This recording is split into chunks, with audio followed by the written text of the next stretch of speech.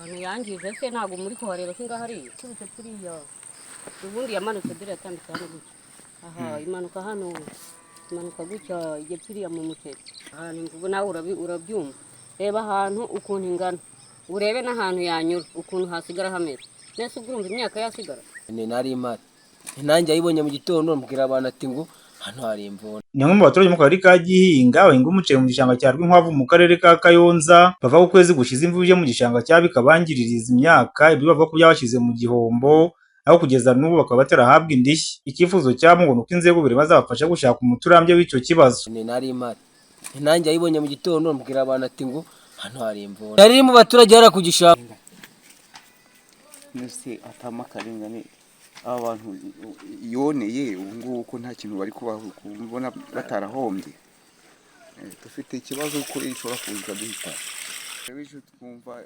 badukorera uburinzi bwo kugira ngo zitakomeza kudutera. Mu gitondo abahinzi bageze hano mu gishanga bayisanga mu muferege bayisanze mu muferege barahamagara ubuyobozi burahagera kajya buhagera bwigenda busubirayo bigeze mu masaha y'isa 8 itangira gukuka rero igenda icabata imyaka y'abantu ntangurane babahaye abangirira ishobora turazifite kubitewe nuko tuba turi mu mazi y'igishanga turi kuyobora mu miceri kandi ukabona ibiza n'injoro tuba tuvuga ko ari giza kubita n'umuntu ari gushaka amazi ashyira mu muceri gahita imwica. Icyo dusaba ni ubufasha bwaturinda izo nyamaswa ntizijye zisohoka ngo zigere hano mu cyari wacu.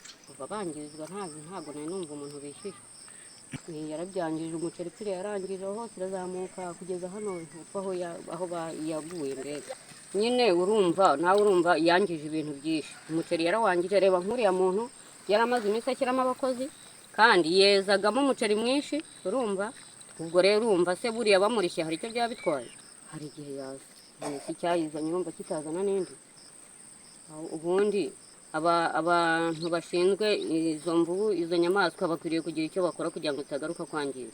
Umuyobozi w'akarere ka Kayonza Nyamazi John Bosco avuga ikibazo batari bakizi ariko bagiye gukurikirana abaturage bagafashwa. Ubundi ariko barayihabwa ni bande nabahagana hekije ni bangahe bikurikirana tumenye ibyo ari byo. Iyi mvubu yangirije cyane igihingwa cy'umuceri ari nawe uhingwa muri iki gishanga kwezi ukaba gushize nta muyobozi cyangwa urundi rwego rwaje abaturage bangiririjwe ndetse n'abahumurizanya ngo babe bwabafasha. Ni kenshi iyo bintu yakunze kumvikana ikibazo cy'abaturage bangirizwa ibyabo n'inyamaswa ariko ntibafashwe kandi hari inzego zibashinzwe kubikurikirana. Byibazwa na benshi impamvu birengagizwa kandi hari inzego zibashinzwe kubikurikirana. Niyo ntegereje irahimitsi ya ATV mu karere ka Kayonza. Amahirwe impamvu yitwa amahirwe nuko adahoraho ayo yo ntagucike kuko igihe niki ngo utunge diplome ihamye ubumenyi n'ubushobozi bikuzanira akazi keza kandi karambye inzira nimwe gusa gana Speak Academy Coaching Center. Speak Academy Coaching Center iramenyesha abantu bose bashaka kwiga bakitegura gukora ikizame cya leta gisoza amashuri yisumbuye advanced level exam nk'abakandida bigenga private candidates ko imyiteguro yatangiye kandi amasomo amaze gutangira. Ayo masomo azamara umwaka umwe gusa ugahabwa diplome ya A2. Turacyakira abanyeshuri bashya mu mashami akurikira: Food and Beverage Operations FBO, Tourism, Accounting, Customs and Tax Operations, imisoro na gasutamo, Business Services, Plumbing, Electronic Services, Networking, Computer Applications, Software Development, Electricity, Construction na Masonary. Turakwakira kandi mu mashami atandukanye nka MEG, HEG, MCE, PCB, BCG, HEL, IKK, EFK, PCM ndetse n'ayandi.